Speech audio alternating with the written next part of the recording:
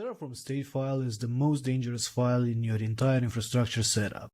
It is also the one most teams understand the least. And here's why. Your Terraform code describes what you want, your cloud account holds what actually exists, and the state file is the only thing that's connecting those two worlds together. If you lose it, you corrupt it, or you let two people write to it at the same time, Terraform stops knowing what it actually owns. So in this video, I'm going to show you how to manage Terraform state properly, what state actually is and what is inside it, how to move it into S3 with remote state, how state locking works now that DynamoDB is deprecated, every Terraform state command that matters and when to actually use it, and how to bring your existing infrastructure under management using Terraform import. Let's start with what state actually is. So Terraform is declarative. You write a resource block that says I want an EC2 instance with these settings, but AWS does not give your instance a name, it gives it an ID, and Terraform needs somewhere to write down that AWS instance.web in your code equals the ID in AWS, and this is the state file. It's basically a mapping table. It has several information inside of it, and there is a resource array in there, and every entry has the resource type, the name, the provider, and an attributes object that's holding every single attribute of the real resource. That attribute object contains everything, including your secrets, so if you create an RDS instance with a password, that password is going to sit there in your state file in plain text.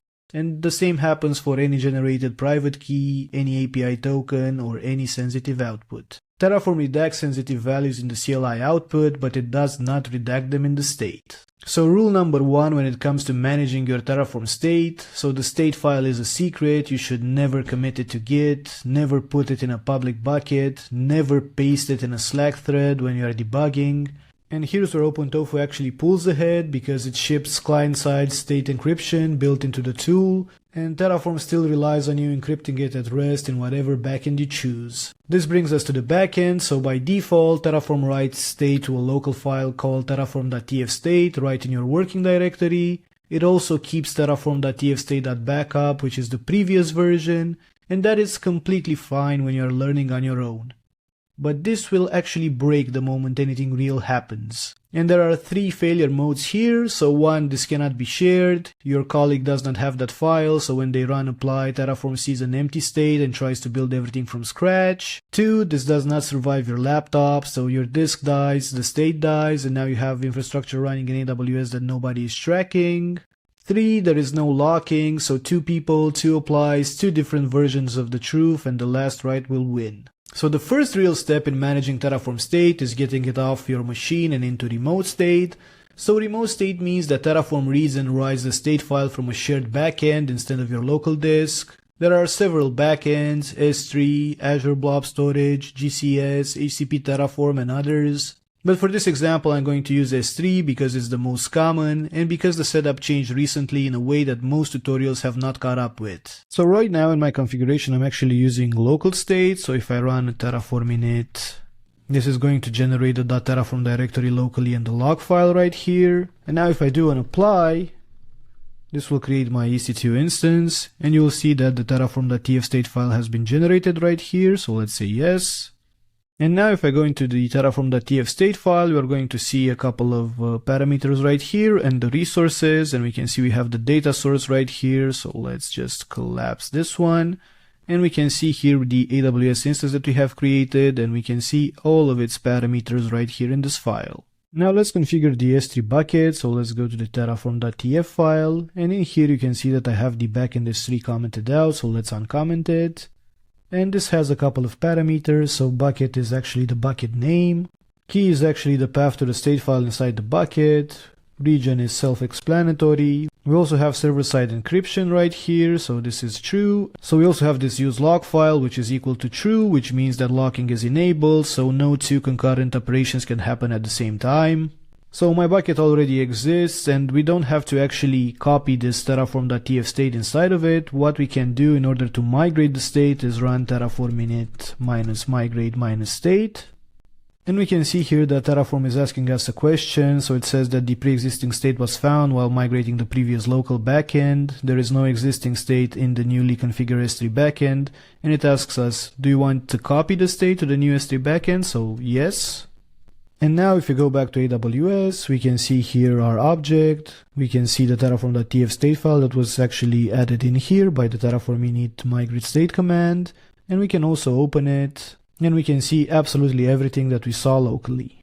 When it comes to the bucket per se, you should enable versioning, because versioning is your undo button when someone corrupts the state. And you should also enable encryption, because we just established that this file will hold your secrets. And one more important thing on remote state, there is also a data source called Terraform remote state that lets one configuration read the outputs of another. And this is very useful when you are working with Terraform at scale.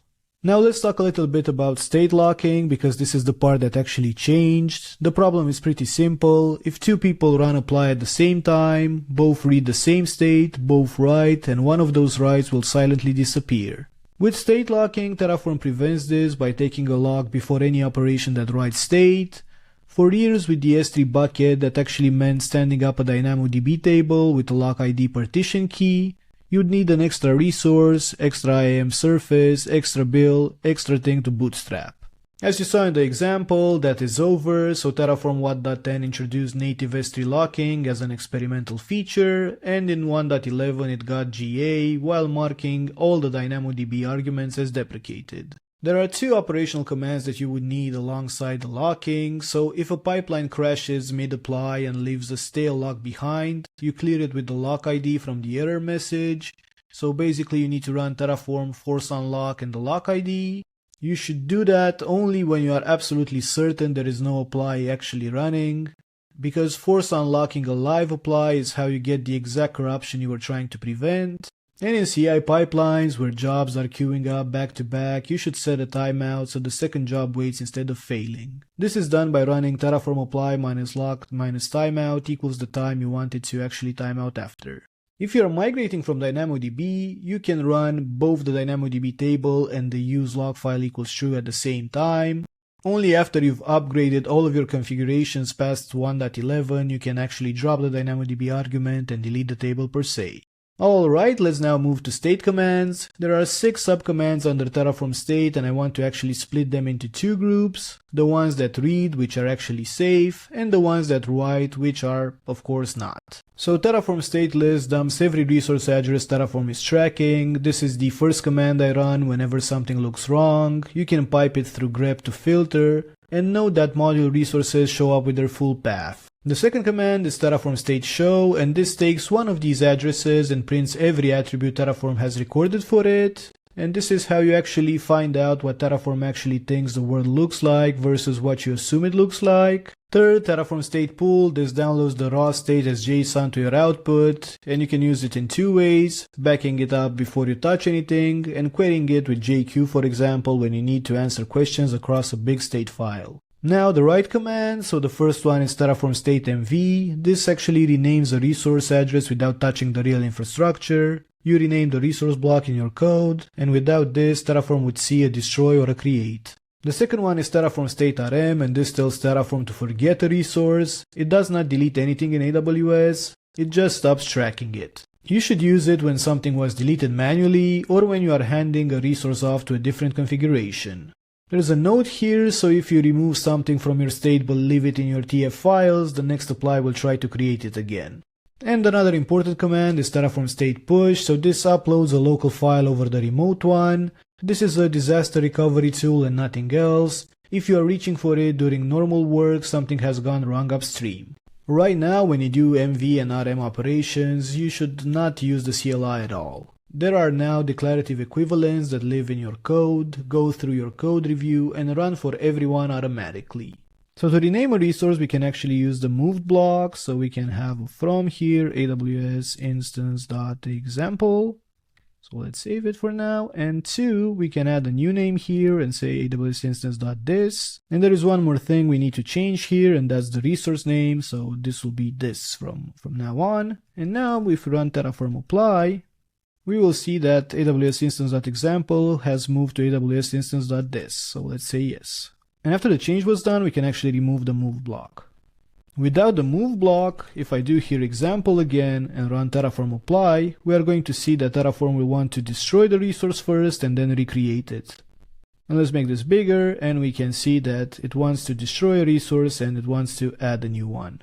So let's say no to this one. So now if you want to remove the resource from the state without destroying it, we will need to use the removed block. So this is how it looks like. It takes a from argument, and we have this lifecycle with destroy equals false because we don't want to destroy the instance. And there is one last thing, we need to actually remove this from our configuration, so let's do it. And now let's run terraform apply. And you can see here there is nothing to add, nothing to change, nothing to destroy, and it's warning us that some objects will no longer be managed by Terraform. So let's say yes for this one. And now we can actually remove this removed block. The moved and removed block are pretty great because if you do terraform state mv or rm and you run it on your own laptop, this is invisible in Git, and every colleague who pulls your rename gets a destroy and create plan. A move block is reviewable, it's repeatable, and applies once for everybody. So here are my 2 cents, use the CLI for reads and emergencies, and use blocks for refactoring. Last piece, Terraform import, which is how you bring resources that already exist under management. You need this more often than you actually think because someone clicked something in the console to fix a production issue at 2 AM. You inherited an account build before anyone wrote IAC, a resource got created by a different tool. All of that is infrastructure Terraform does not know about, and until it does, your state is not the source of truth. Import actually writes a record into state that links a real resource ID to a resource address in your configuration. It does not create anything, it does not modify anything, and it does not delete anything. It is a read operation against the provider plus a state write. So now you remember we actually removed this instance from our Terraform state, but it still exists in our AWS account. And in order to import it, we're going to use an import block. So the import block actually takes a 2 and an ID. So the ID will have to be copied from AWS. And 2, this will be AWS instance.this. Now when you import a resource, you can actually run terraform plan -generate -config -out and the file name. And Terraform will actually read the real resource and write out a matching resource block for you. And then you clean it up, you remove the read-only attributes, move it into your real files and run apply. Import blocks are also planned before they are applied, so you see exactly what is going to happen before you commit to it, and they live in your repository, so imports are reviewable like everything else. Now I'm not going to do that because I already have the instance described right here, so what I'll do is I'll actually uncomment it and just run terraform apply. And we can see in the plan that we have 1 to import, 0 to add, 0 to change, 0 to destroy. So I'll just say yes. And now of course we can remove the import block from here. I also ran a Terraform plan and we can see there are no changes required because our infrastructure matches the configuration.